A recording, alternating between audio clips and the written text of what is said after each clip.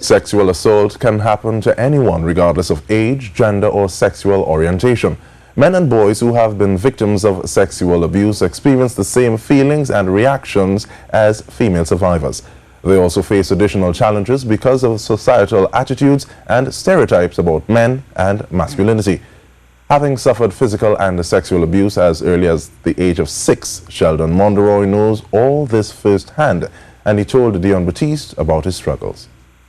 Anxiety, depression, fearfulness, and deep-rooted feelings of isolation and shame.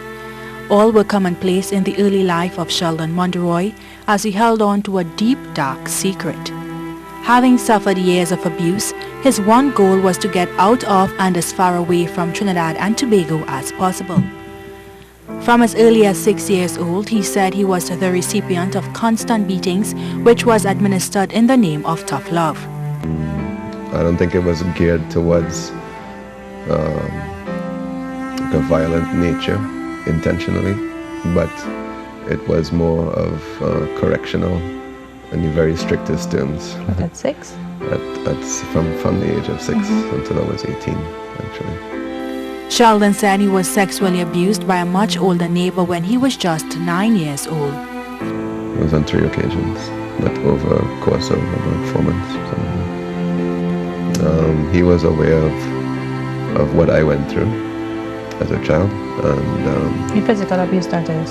Yeah, and he knew that I was vulnerable in a way that if I were to talk about it, then I would be afraid that the repercussions would be that I would get beaten and so on. So.